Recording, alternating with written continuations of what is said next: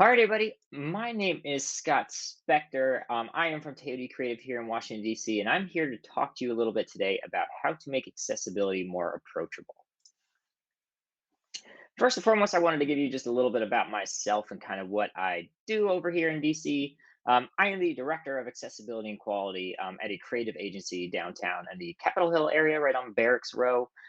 We love Drupal GovCon. We've been coming to this thing for forever now, it would seem. And obviously, we hosted the GovCon boat party last night as our firm sponsored that part, and it was a blast. So thank you for everybody who was able to show to make it and hang out with us for a little bit. So. Um, that said, I generally like to start these things off with with saying, accessibility is a bit of an interesting topic because so much of it skirts around the law and people's abilities and disabilities. So I like to say, of course, at the jump that I am not a lawyer nor am I a doctor. So everything you're about to hear today is obviously my from my expertise and things I've learned along the way. But of course, don't take it to the bank, if you will. It will not hold up in court. That said, my favorite thing about these conversations talking to everybody from so many different walks of life. GovCon is obviously generally more local based, but that said, since it's virtual this year, I'm sure there's some people from everywhere. So I just want to show you on a quick map where I am right here in the DC area. I myself live in Capitol Hill as well. So again, really happy to be here and talk to you about this subject that I'm sure all of you are as passionate about as I am. And because I think a little bit of credibility goes a long way, I just kind of want to dive into a little bit about what I do at our agency.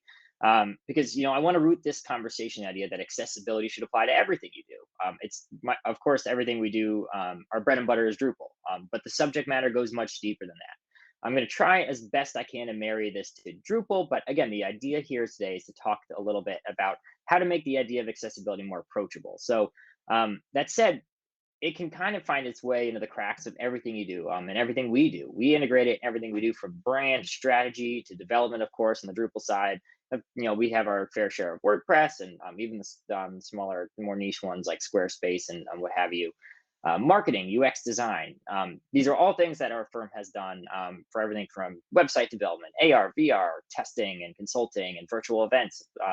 So accessibility is baked into all this, and I can't wait, and I'm really excited to kind of talk to you through exactly how we do that.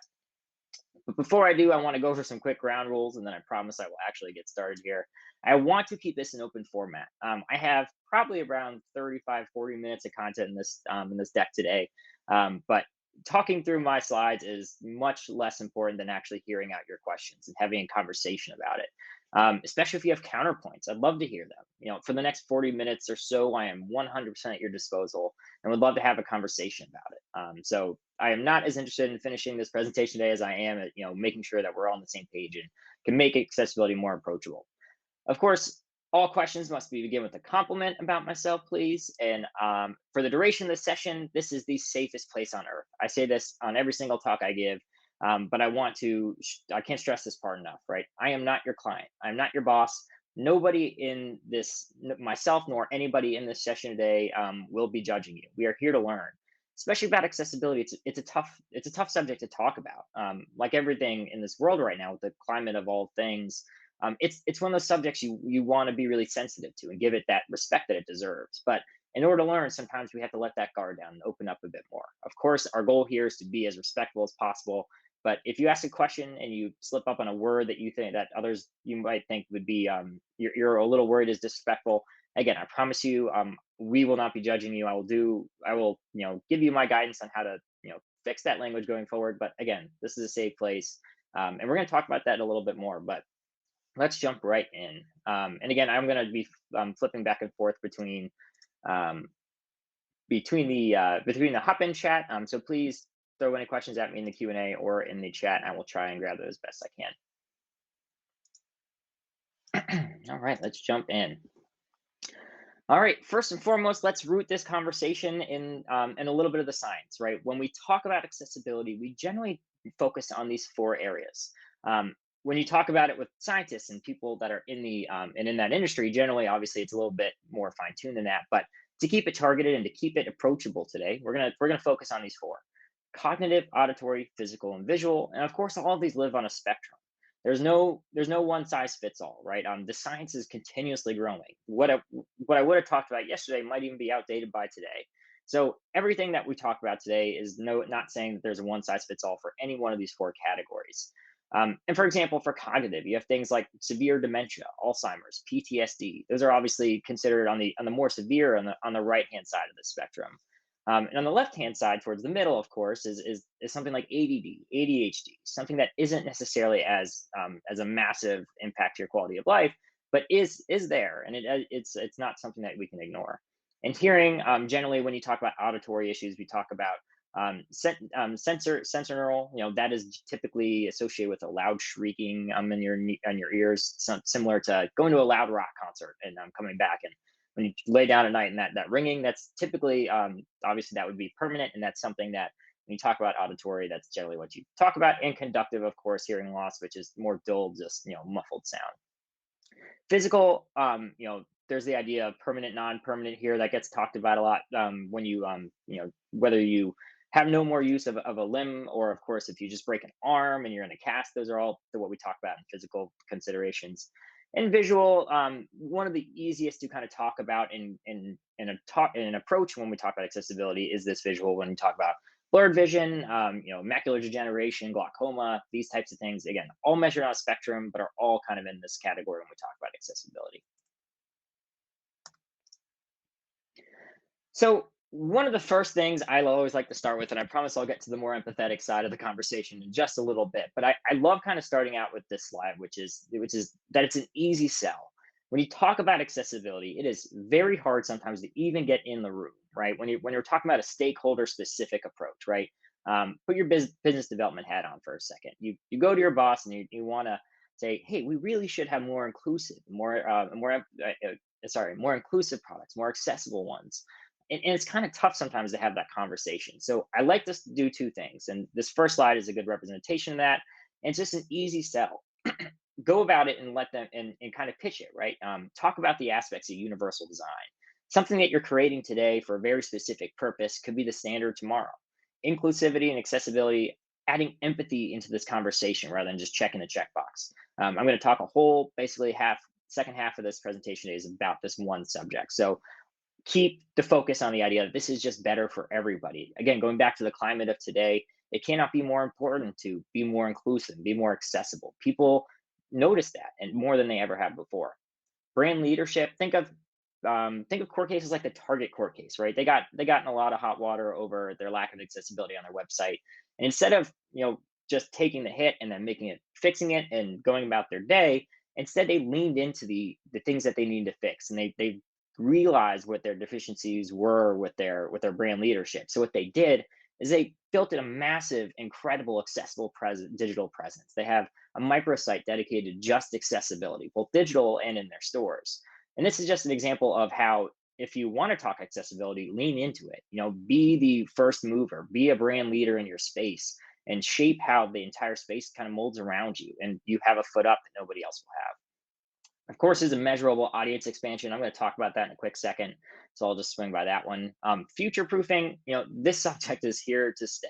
If you're not doing it today, frankly, it's not, it's a little dramatic to say you're on the wrong side of history, but at one point or another, sometime in the next 5 years, sometime in the next 10 years, you're going to have to make your site accessible. So when you're talking about a redesign effort, or even a D7 to D9 migration, or D8 to D9 migration, where you really have to kind of rethink how you're going to build the site from the ground up, just do it with accessibility best practices in mind. For pick your compliance goal. Again, we're going to talk about this in a second, but making sure it's future proof and pitching that as a way to save money later on is a really easy way to pitch it.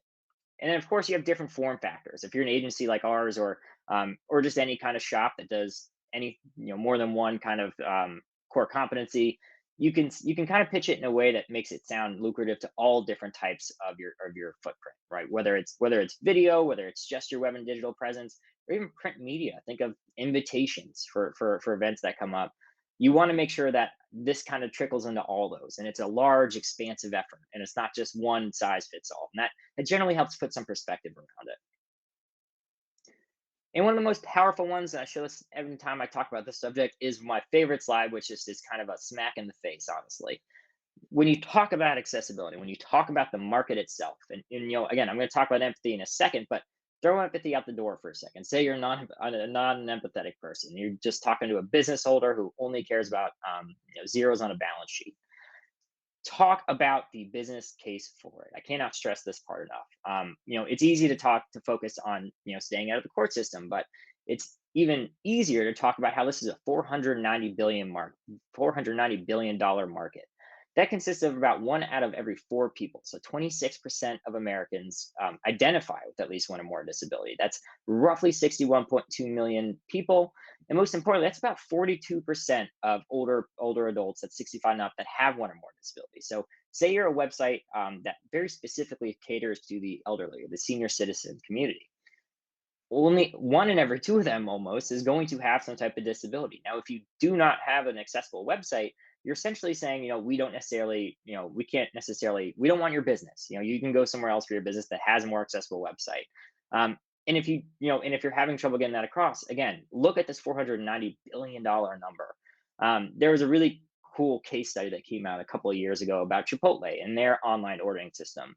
And someone came with, not only did they find out that the order form was inaccessible, someone couldn't actually put their credit card information and complete the order, but they also did the math on exactly what that cost Chipotle.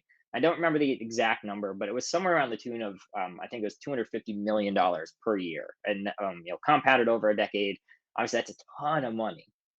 So again, think of that case study. Think of this glaring, massive number, and think about how it's not just about doing the right thing. Of course, that's great, but it's about the massive market that you're leaving untouched. And if you're not tapping into it, someone else probably is, and it probably is your direct competition. Now, going back to the idea that accessibility is universal, and I really like the idea of this, and this is kind of start of what I'm about to continue talking about as making this more relatable and putting things in terms that people can understand.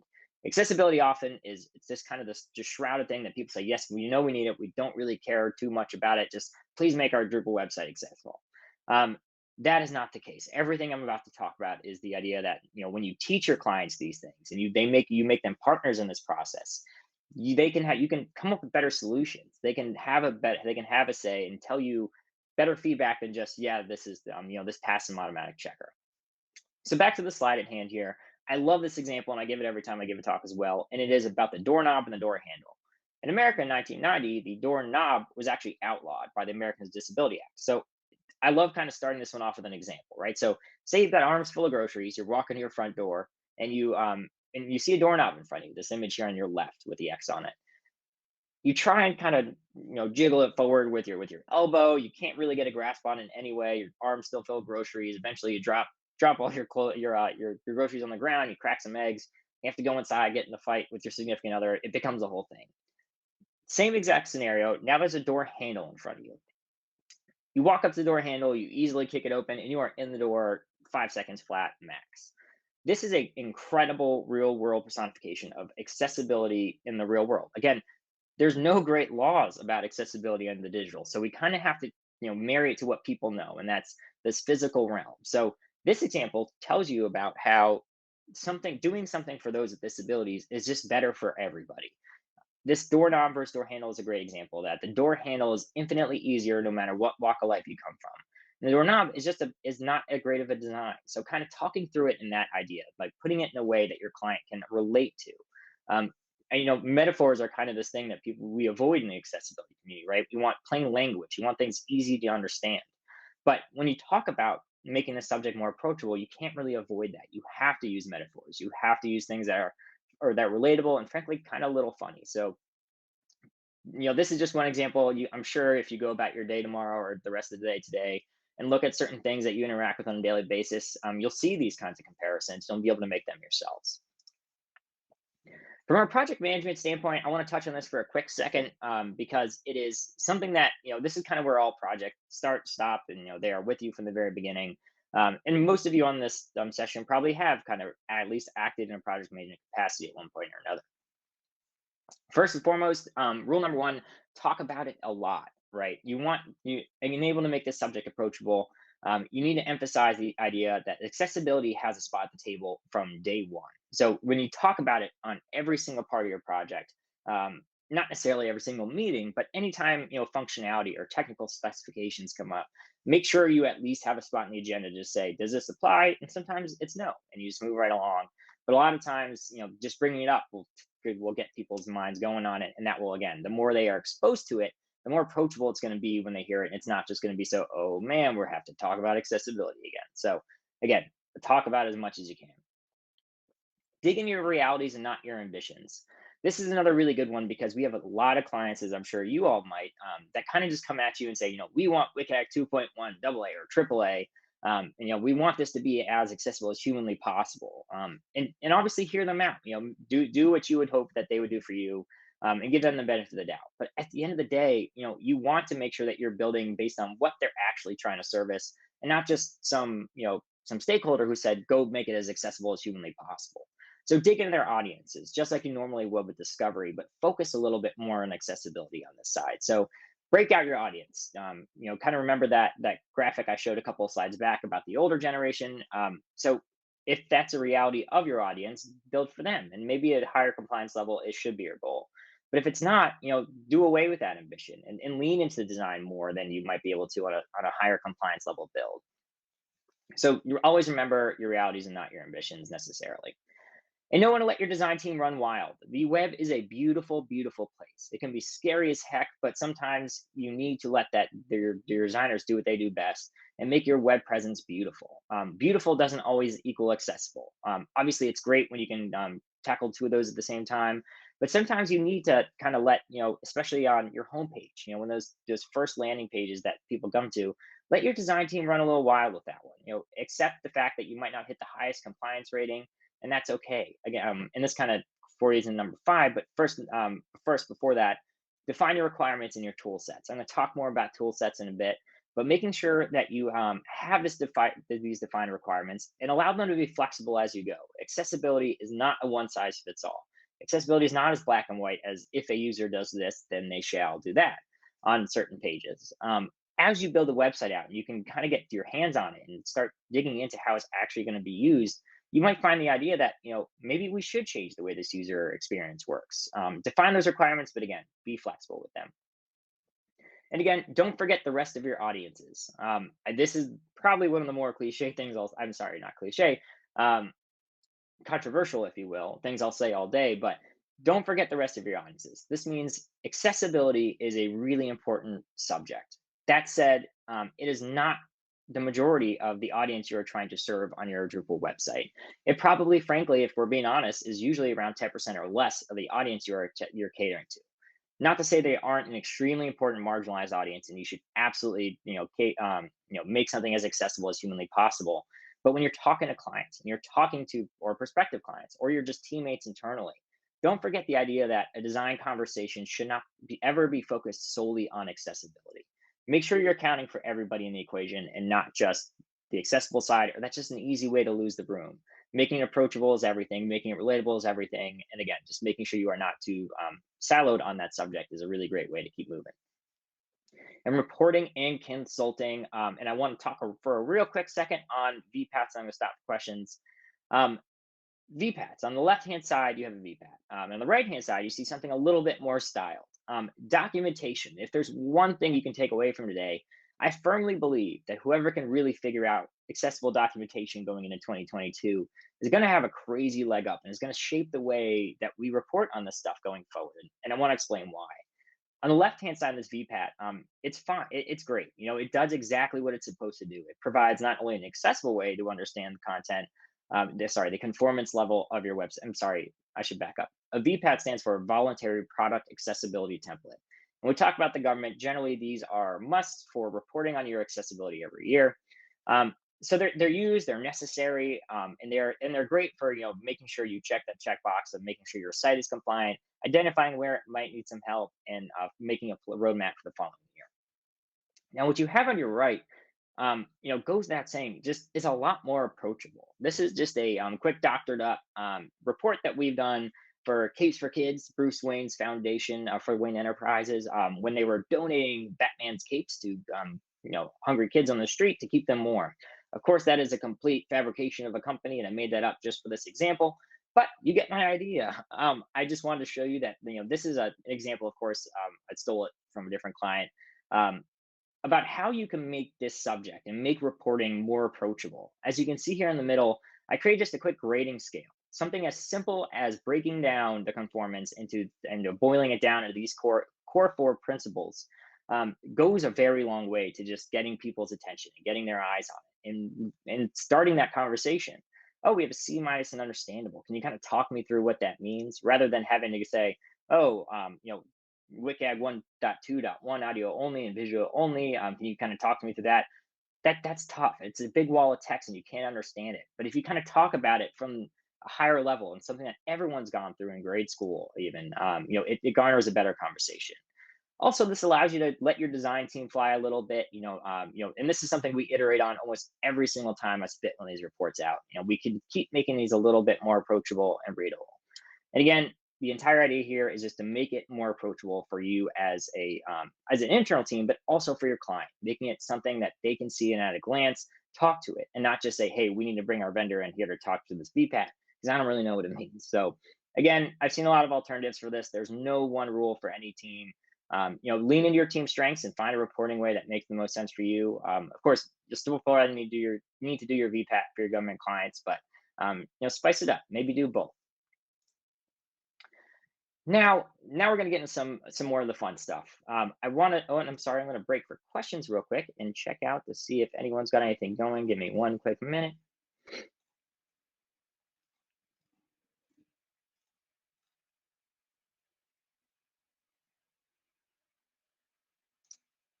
All right.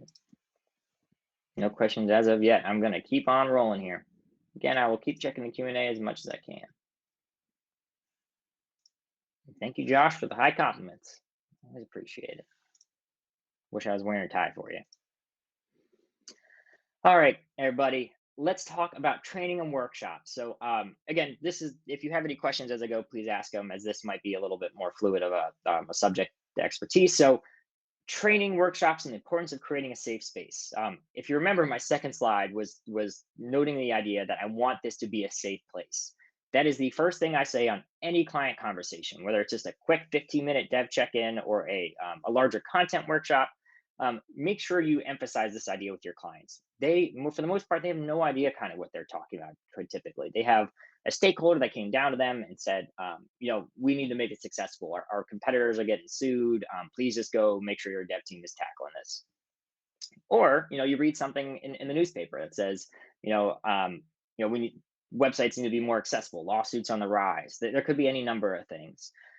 So you want to make sure they feel safe talking about it. It is a tough subject, and nobody wants to say the wrong thing nowadays. So make sure they know that with you, they are safe, and that there's not. And after this, you're not going to go tattletaling.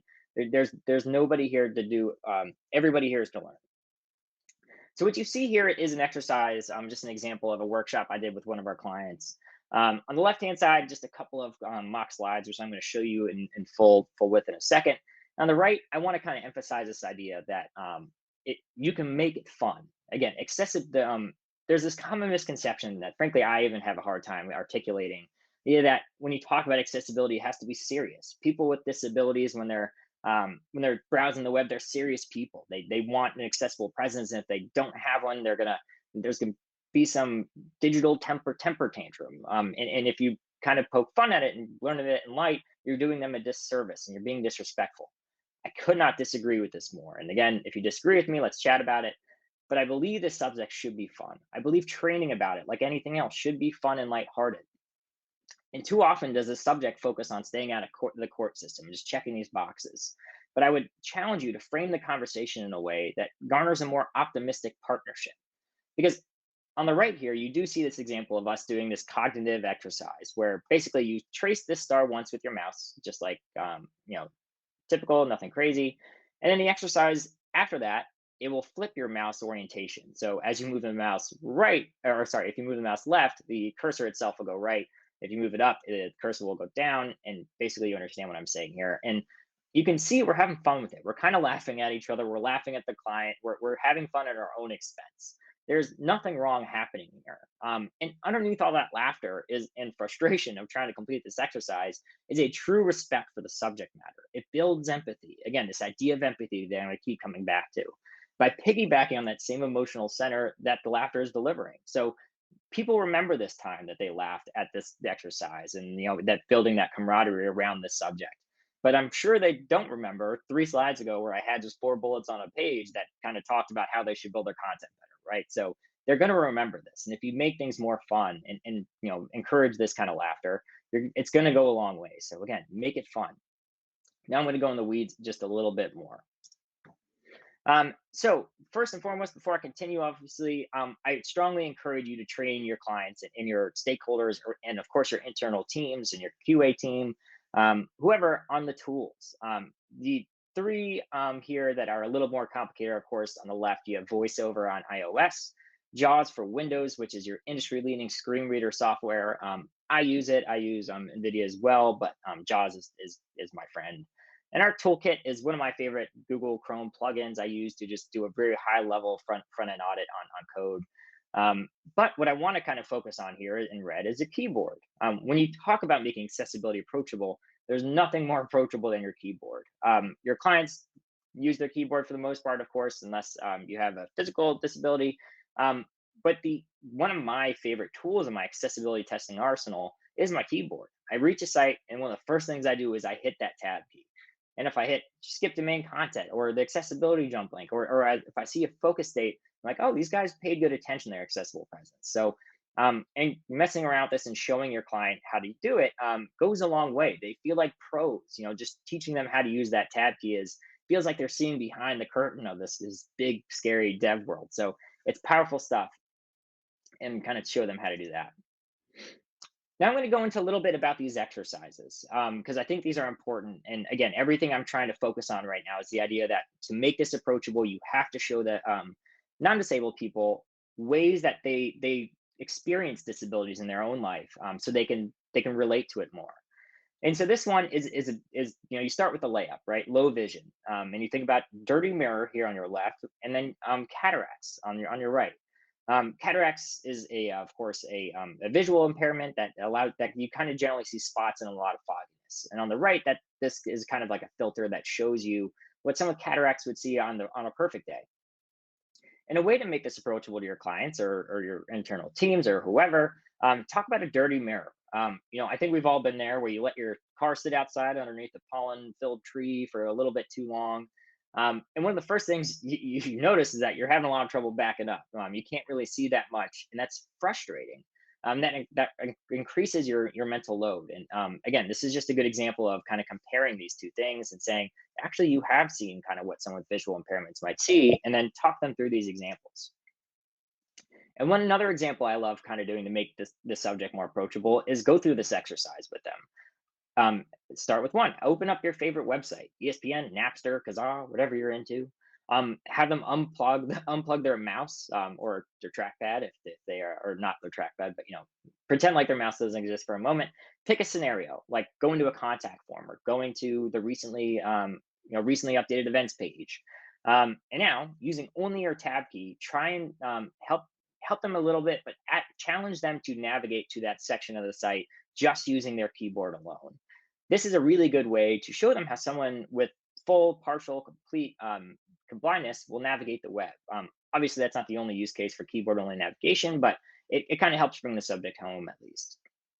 And I guarantee you they're going to have trouble. And it's fun. And again, this is another fun one because they're like, wow, that's nuts. This website I go to every day, I can't navigate around. That's nuts to me that someone who's blind can't navigate through it. So again, it's just a really good way to kind of cement it in their mind. And I typically always like to do a mobility non-permanent consideration. This just kind of goes to show, I like the scenario of walking around outside with the sun glaring behind you and trying to hold your device and read a website. If your design's bad, it's going to be really hard to see things. Or of course, pretend like you do not have full use of your arm. So you broke your arm, and walk them through these feelings. Ask them to respond. Say, how did you feel when you could not use your arm for that 5 minutes? After this exercise, will it change how you develop things? How will you feel after you had to, go forward with this disability for a full day? walk them through this, and again, they'll quickly kind of build that build that understanding themselves. So it'll be cemented in their mind and be approachable because they thought it was their idea, if you will. And this one's another fun one. I asked, how many legs does this elephant have? And this, I love this example because it's a great way to introduce them to the idea of cognitive disabilities. This notion that our senses fail us sometimes, and that you can't always trust what your brains perceive. And imagine having your senses fail you so often that you can't trust them. We, as builders of the web and using Drupal, and even just everything up for just updating modules, we have this responsibility to help them trust the web a little bit more. And we can do that by adding in ARIA labels, freely, and doing everything in between. Of course, having your design team help with design, help them build this trust. And this is just a great way to do it. I'm going to pause real here and just make sure there's no questions.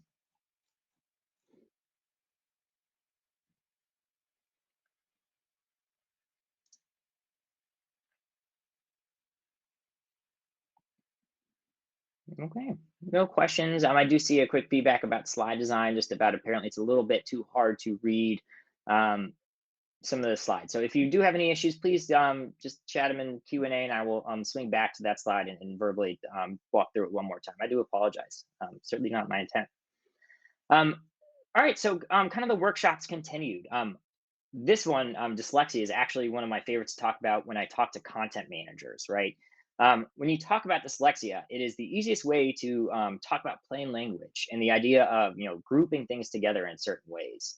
And I talk through the rules of dyslexia.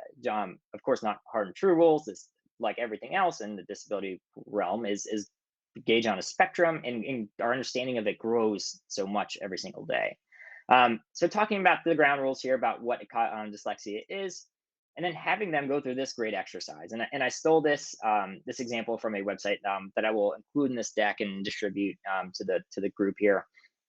But this, as you can see on the left, is kind of basically what a dyslexic person would see as they read things out on a daily basis. This, of course, kind of leans more towards the severe type of a severe end of the spectrum for someone with disabilities, but it really kind of brings the subject home. And then you ask them a couple of questions before you show them the answer prompt. What are images good? Why are images good for accessibility? And who would be negatively impacted by text-only site? And from there, you can see who could actually read it and who couldn't. And so it's a really neat exercise to kind of put yourself in those shoes. So this is a great one. And again, it has just so many benefits for content editors outside the accessible world. Again, universal design, doing something for someone with disabilities is just better for all. And now going back to cognitive disabilities, this example, again, I wanted to bring up, and most importantly, of course, I wanted to give you the link to it because so you could give it a shot in your own time. But this is, I really like this example for a lot of reasons, but one, because it is the most, it's easiest should you be in a workshop example with your client, you can do this virtually. So if you ever want to steal this example, feel free to screenshot this page, or again, I will distribute this in the deck.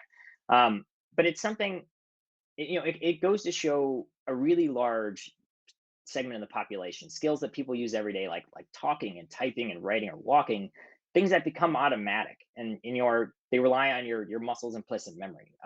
But that memory is largely unconscious. So say you have something like a traumatic brain injury or a stroke, or even something like PTSD. These kind of rewire your brains in a tough way.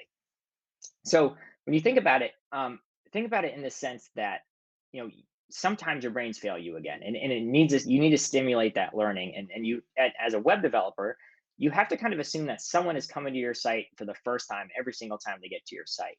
So you need to train them and make it easy enough to use that they can understand it on first glance, and realize that them learning this for the first time, and not to be over dramatic about it, could be kind of pardon me, apologies, guys, everybody. I've got a little bit of a cold, so I'm got a little something in my throat. And again, it just goes to kind of train them to the idea that you need to make this as clear as an experience as possible for those with disabilities and those without.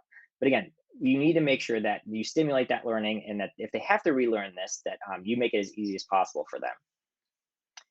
Now, outside of the workshop, I actually do want to show you a couple of quick examples. Some of these are mine themselves. I'm going to talk a little bit about being your own harshest critic, but I want to laugh at some bad examples for a quick moment, because again, the idea is to making the subject a little fun and making it easy to kind of point out what some bad examples are. So This is a really quick one that organization matters, right?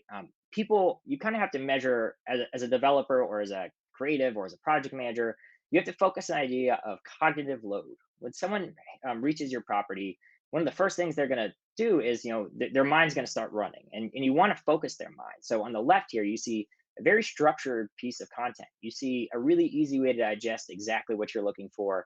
But on the right, you kind of just see two paragraphs and you don't exactly know what. You have to read through the full paragraph, and your cognitive load is very high because you have to, in your own mind, break the data up. Does this sentence really mean anything? Does it do what I need? And the point is imagine a good example of this is driving your car on a familiar road. An empty country road would be a low cognitive load, and some with something like driving a rental car in a new city during rush hour while trying to have a phone conversation with your boss. The example of when someone would be having a high cognitive load. So having to attend to multiple complex tasks at once can be really difficult. So make sure you make it as easy as possible for someone and chunk this data in ways that make sense. And this one is obviously just a quick and easy one. Make things really descriptive. How to meet accessibility requirements is much better than just something vague and frankly maybe a little cooler than just accessibility. But at the end of the day, no one really cares at school. They came to your website to see your content. And if your content is as complex as it probably is, you're going to want to make it as plain as possible. Acronyms, of course, this always turns heads on during the content workshops. Make sure you spell things out. Of course, as long as you preface it and it's as obvious as you can eventually go over to start using some acronyms, but I'd encourage you not to, just so you can be as plain as possible there. CTAs, and I cannot stress this one enough. CTAs are extremely important on your website for a multitude of reasons. I feel like I could give a whole talk on just CTA on calls to action here, but make them as clear as humanly possible. Read more resources out of accessibility is much more powerful than just read more. Imagine I'm someone who basically spits out a whole website and only looks for links. Pardon me.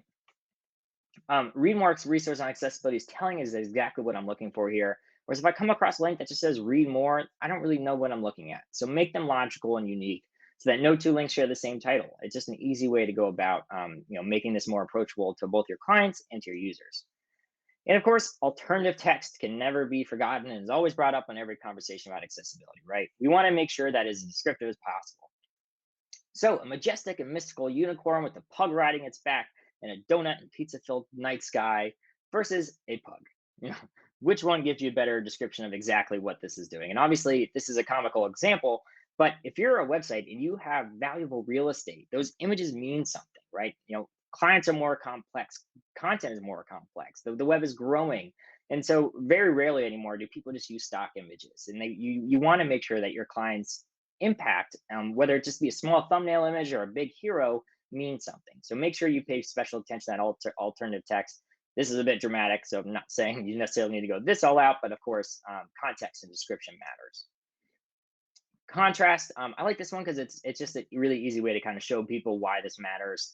I also like to use tools like sim, which is just kind of puts a filter on top of your screen, shows you how with people with certain types of blindness would see things. But it just gives a great idea as to, on the left here, you see very accessible, high contrast text. On the right, you see things that are even hard for you to read, even if you have 20/20 vision. It's just kind of tough to look at. And if you're honest with yourself, I bet you if you looked at it for longer than 5 minutes, you'd probably get a little bit of a headache. In media, and I actually kind of want to take a quick stop for a quick second and talk about how just media is extremely important. And also, you don't ever want to really lead in the conversation about legality, but you want to prepare your clients for it. Media is taking a really big hit in the legal landscape right now, whether it's video, closed captioning, or alternative text on images. Going back to Target, that's how they got in trouble because their alternative text was not up to par. So media, take time during your presentations to your clients and while you're talking through things with them to talk them through why things matter. And media matters because there's such a focus on it in the court system right now. So walk them through requirements, should be able to play and pause, make sure audio descriptions are there, closed captioning, of course. Animations, if you have a homepage with a beautiful animation of dollar bills and fairs or what have you, and things are moving around, they're playful, make sure you have a way to pause that. Or something actually cool that we're doing over at Toyota right now is recognizing that your browser sets a cookie saying for pause animations as one of your default settings. And Drupal, what it can do actually is reach out and go look for those cookies. And if we can identify those cookies are turned on by the user, that we can actually have the site react a little bit differently. We can by default have pause animations turned on rather than have the user kind of go look for those, or reduce flash settings. All those things are actually identified by cookies. So reach out to me after the session if you want to talk about that more, because that is easily one of the coolest things we are doing is identifying those ahead of time. So instead of being retroactive, helping people with disabilities, being proactive about it. And of course, do not use images in place of accessible text. And going back to this idea of being your harshest critic, this is kind of tough. And this is an example from my own work, so I can make fun of myself for it. On the left here, you see a super easy navigation structure, right? Simple top to bottom, left to right. And on the right, you have a really, frankly, terrible zigzag experience. A couple different bugs here, but and this isn't exactly the best example, but hopefully you get what I'm getting at here, right? Do these audits as a team. Pull these out and talk through them, make fun of yourself, and realize that you're just that you need to make things as logical as humanly possible. Now, I'm going to wrap up a little bit with a couple of just notes on account management and just how to celebrate this kind of stuff. So first and foremost, from an account management standpoint, again, don't forget all the different avenues that you operate in. Marketing and public relations. If you're going to make your website accessible, talk to your PR team about using people with disabilities in your video advertisements, in your print ads, in your bus ads. That goes a long way, and studies show that garners a lot more attention, and again, dives into that $490 billion market share. Talk about in your quarterly check-ins. Again, don't focus on their legal exposure, but prepare them for it. Keeping an eye on that. Before I meet with any client for the first time, the first thing I do is I look through case law in their state, see what the most important things are and hot topics are. Again, emphasize this approach on early and often. Celebrate the beauty. Accessible design is often kind of seen as something that is you should avoid, but that shouldn't be the case. Good designers know that accessible design can still be beautiful design. And to show you that, I just want to show you a really quick example of two that we've done of this idea that content matters. So and too often you go to a website and the hero image is behind a text block and you can't really even read the text. So here are two examples of how we've been able to kind of separate that, right? On the top, you have a beautiful kind of image treatment that puts that H1 text within the semicircle, and beneath it, a very simple, frankly, kind of mind trick where it looks like these are integrated, but they're not. The image is very purposefully set over to the right with a overlaying gradient, and all your content is on the left. Again, celebrating the beauty and design while still being accessible. And again, try and think beyond the web as much as you can. Make sure that you're not just talking about your Drupal site, but everything else that you and your team do. And establish that culture. Build a team that supports accessibility first mindset. Put it in your job ads. Make it as important to your team as billing your clients. I always tell our internal teams that I want them to work me out of the job. Challenge them to be their harshest critics internally and no longer have more specialization. I want everybody at our entire company to be just as knowledgeable and empathetic towards accessibility as I am. And with that, that is all I have for you all today. I really hope you enjoyed it. And real quick, I'm going to switch over to questions to make sure that nothing else, nobody has any questions. All right, Josh has a quick question. How do we make things fun but still help people see we are taking accessibility seriously? And Josh, it's a tough question, and I don't have a great answer other than the fact that past performance helps, right? Showing people that you can do it is very important. So we talked a little bit earlier about tools and stuff like that. So when you're walking through things like tools, it's obviously much more black and white, right? You want to show them how these things work and show them that you're the expert in these tools. Same things with design. I showed you a couple examples just 2 slides ago about how I truly believe our design team are the experts. They are some of the best I've ever worked with for accessible design, and show them the proof in the pudding. Show them that you can be kind of jovial and treat the subject with light and levity, but also that you can execute, right? It's not, you're absolutely right. It's not all about having fun, but make sure that you can, when the rubber meets the road, that you are taking it seriously and that you can execute on this thing just like you promised. And one more from Josh, got about 30 seconds. Hero images and text graphics are a real problem. Are there any types of components that cause a lot of problems? Navigation, perhaps? Navigation in hero images specifically. Also, tables and maps. Tables are the easiest way to display data, but honestly, I see the most issues with tables from an accessible standpoint in general. So Pay attention to your tables and stay away from maps. And maps are notoriously difficult and notoriously difficult to navigate by users with disabilities. So when you talk about those types of components, look up what your friends in the accessibility space are doing. We've done some great work with maps, so feel free to reach out with me, and I'd be happy to talk you through it. At least the experience we've had, admittedly, we haven't quite figured it out yet either. So it's not about getting it perfect. I don't think we're, technology is still getting that. We're almost at perfect, but we need a little bit more time for the technology to get us to a beautifully accessible map. All right, everybody. Well, that is it for me. It is now 3 o'clock on the dot Eastern Standard. Thank you so much for joining me today. It has been a true pleasure. Please feel free to reach out on anything on these on my LinkedIn or my email address there. Again, it's been a pleasure. Thank you so much to the Drupal GovCon team for having me, and I will see you another time. Thanks, everybody.